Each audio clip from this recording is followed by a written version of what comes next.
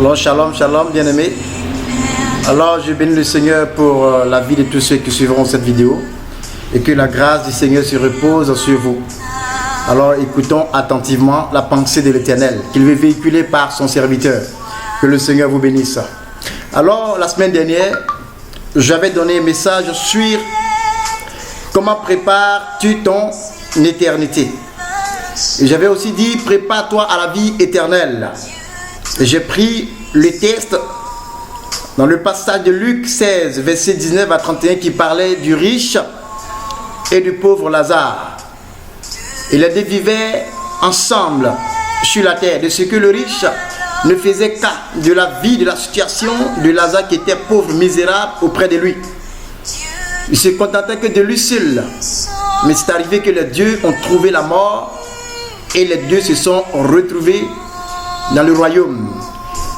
Chacun est parti de son côté. Le riche a vécu une vie heureuse sur la terre et il n'a pas fait cas à Dieu. C'est-à-dire il n'a pas donné sa vie au Seigneur et il est mort. Il s'est retrouvé à l'enfer. Et Lazare, il n'avait rien, effectivement, mais il a accepté Jésus-Christ. Il marchait selon la loi de Dieu. Lui aussi, il a trouvé la mort dans cette période, mais il s'est retrouvé dans le sein d'Abraham. Et c'était une scène comme un film. Et les deux se voyaient. Le riche était dans la flamme de feu, dans la gêne. Mais Lazare étant consolé auprès d'Abraham, dans le paradis. Alors cet homme demandait à Abraham de donner de l'eau à Lazare. Que Lazare vienne lui donner de quoi à boire. Alors qu'étant sur la terre, il mangeait, il faisait tout, mais il ne fait pas cas de Lazare. Abraham lui avait dit qu'il n'y a personne qui pouvait passer ici et arriver chez vous parce qu'il y a l'abîme au milieu de nous. C'est-à-dire qu'il y a un vide entre l'enfer et le paradis. Et il a même supplié Abraham d'amener Lazare dans sa famille, ici sur la terre, de ce qu'il a encore 5 frères chez lui en famille qui viennent leur annoncer les choses qui se passent dans le royaume pour ne pas que ses frères aillent le trouver là où il est. Ça veut dire que l'enfer et le paradis existent. Alors, nous pouvons faire l'effort d'hériter le royaume des cieux pour aller dans le paradis. Oui, on doit s'appliquer pour pouvoir aller dans le paradis. Sinon l'enfer ouvre grandement ses portes à plusieurs personnes. Bien-aimés, je devais prêcher sur un autre thème, et le Seigneur me demande d'insister sur ce thème, de ce que Jésus-Christ revient bientôt. Est-ce que tu es prêt? Est-ce que tu es prête? Jésus revient bientôt. Est-ce que tu es prêt? Est-ce que tu es prête? Cela est devenu comme un sujet de moquerie lorsqu'on dit Jésus revient bientôt. Mais ceci est biblique, bien-aimé. Cela ne passera pas. Il a dit que la terre et les cieux passeront, mais sa parole ne passera pas. Parce que un jour Jésus il reviendra sûrement. Parce qu'il a déjà attesté ces choses. Et ce que la Bible dit s'accomplit. Alors, bien-aimé, c'est le temps et c'est le moment, oui, de chercher la face du Seigneur pour ne pas rater le royaume des cieux. Présentement, tu es en train de vivre la vie heureuse, tu es content, tu es heureux, mais tu oublies que Jésus revient bientôt. Tu oublies ton éternité, bien-aimé. Il faut préparer ton éternité étant sur la terre. Ce n'est pas lorsque tu vas mourir que tu vas préparer ton éternité, ce sera déjà tard. Donc prépare ton éternité étant vivant sur la terre. Là où tu entends l'évangile, tu entends les serviteurs de Dieu prêcher jour et nuit. Oui, tu entends les servants de Dieu annoncer l'évangile.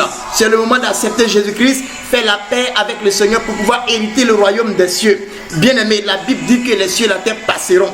Et je répète, de ce que frères, sœurs, c'est le temps et c'est le moment de se consacrer réellement, de vivre une vie pieuse selon la volonté parfaite de Dieu, afin d'hériter le royaume des cieux.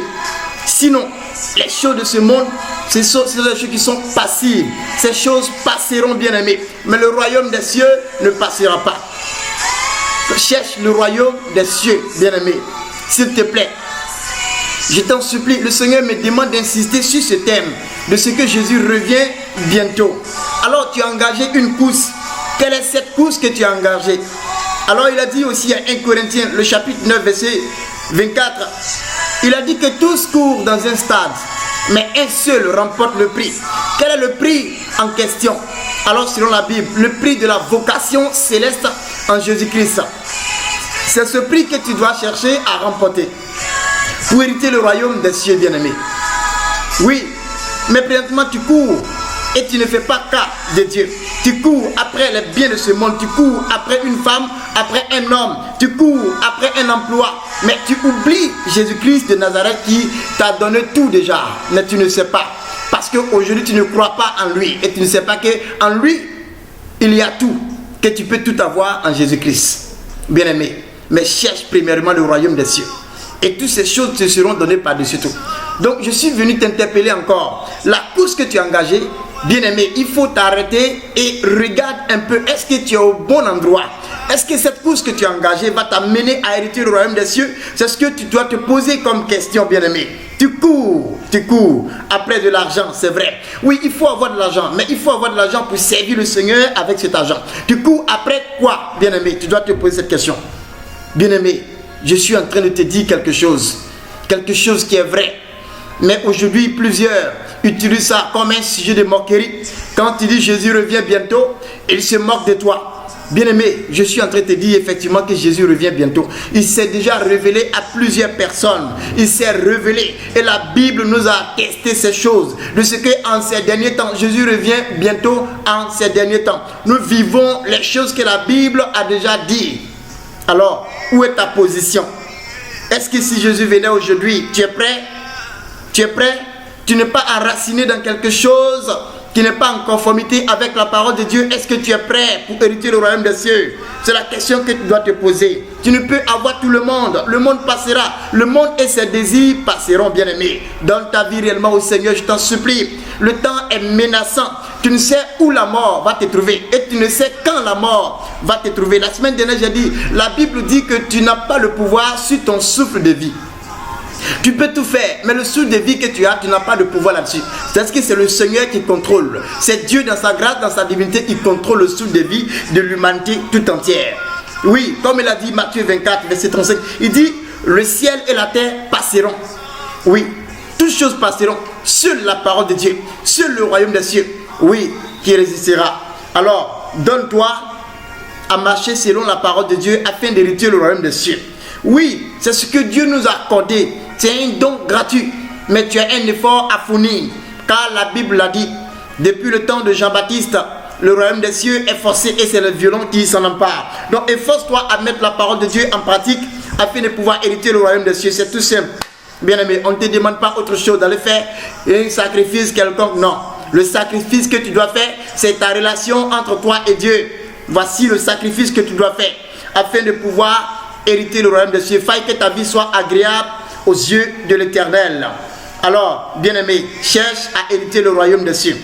C'est étant sur la terre que nous pouvons accepter Jésus-Christ et chercher à hériter le royaume des cieux. Ce n'est pas lorsque nous serons morts qu'on va chercher le royaume des cieux. Non, ce serait déjà tard. Ce serait déjà tard. Donc, étant vivant, s'il te plaît, arrête-toi de cette course. Donne ta vie réellement au Seigneur, s'il te plaît. Je ne sais où tu te trouves, mais donne ta vie au Seigneur si tu entends ce message. Car le Seigneur a besoin de toi. Comme l'a dit en Philippiens le chapitre 3, verset 14. Il dit, je cours vers le but pour remporter le prix de la vocation céleste en Dieu, par Jésus-Christ de Nazareth. Donc il faut courir de manière à remporter le prix, oui, de la vocation céleste qui est la vie éternelle.